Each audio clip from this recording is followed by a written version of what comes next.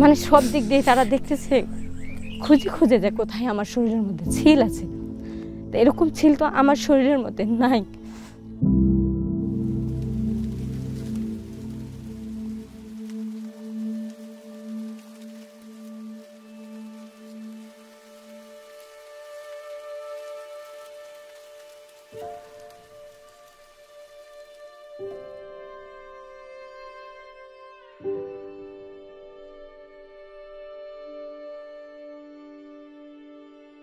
উনি যে আলাপগুলো করে, যে কথাবার্তাগুলো বলে, খুবই ভালো লাগে।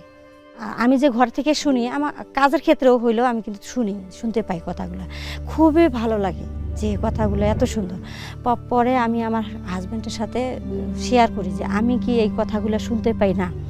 তখন আমার হাজব্যান্ড বলল, হ্যাঁ শোনা যায়, তুমি শুনতে পারো।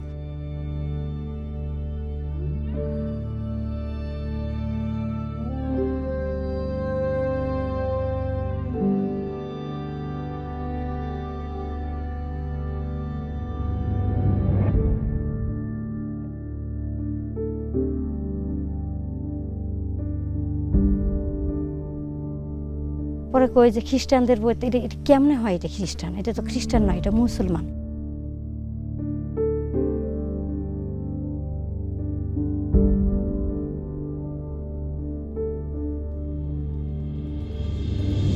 এই সত্যটা প্রকাশ করতে গিয়ে এমনি এমনি আমাদের খ্রিস্টান নাম ভেসে উঠলো।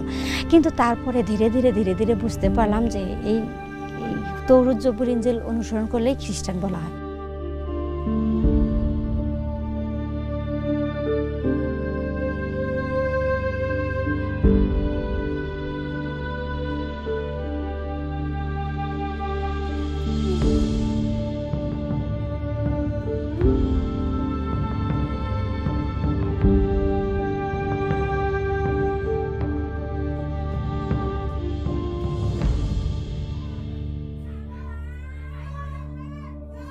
আর গ্রামের লোকেরা আমাকে, এই প্রতিবেশী এই পাশের লোকগুলা আমাকে 10-15 জন মহিলা এক জায়গায় আমাকে নিয়ে যায়।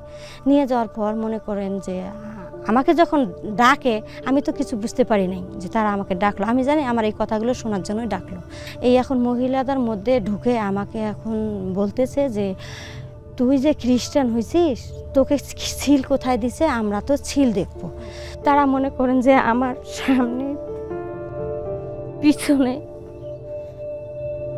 মানে সব দিক দিয়ে তারা দেখতেছে, খুঁজে খুঁজে যে কোথায় আমার শরীরের মধ্যে ছিল আছে। এরকম ছিল তো আমার শরীরের মধ্যে নাই। তখন আমি সেখান থেকে যে এরকম অপমান অপদস্থ তারা করলো আমাকে, আমি যে কি বলবো এই বিষয় নিয়ে, তো আমি কাউকে কিছু বলতে পারি না, কারণ এটা আমার নিজের ইজ্জতের ব্যাপার।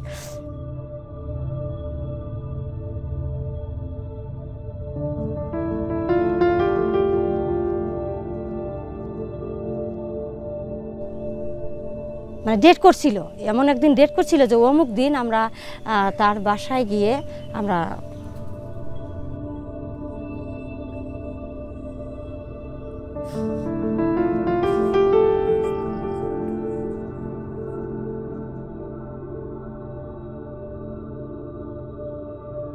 প্রভু বলেছেন যদি তোমরা তোমাদের বেঁচে থাকতেই হয় তাহলে আমার জন্যই বেঁচে থাকো, আর যদি মরতে হয় তাহলে আমার জন্যই মারা যাও।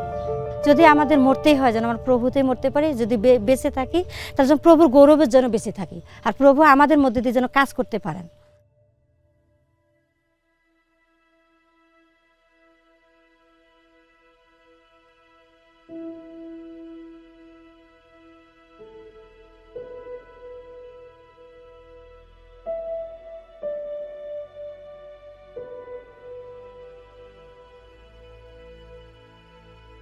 এটা নারীদেরকে নিয়ে করতে হয়, যে যেমন অনন্য আমরা যেমন মুসলিমদের মধ্যে যেমন কোনো নারীদের কোনো গুরুত্ব নাই, কিন্তু আমরা যারা ইসাইদের মধ্যে নারীদেরকে গুরুত্ব দেওয়া হয়।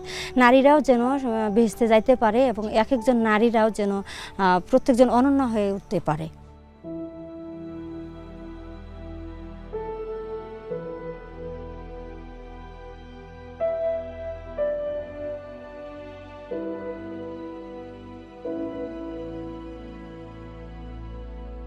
মাঝে মাঝে যখন নির্যাতন হয় তখন আমরা এই ঘরের মধ্যে যখন উপাসনা করি তখন ভয় হয়, টিনের ঘরে এটা যদি।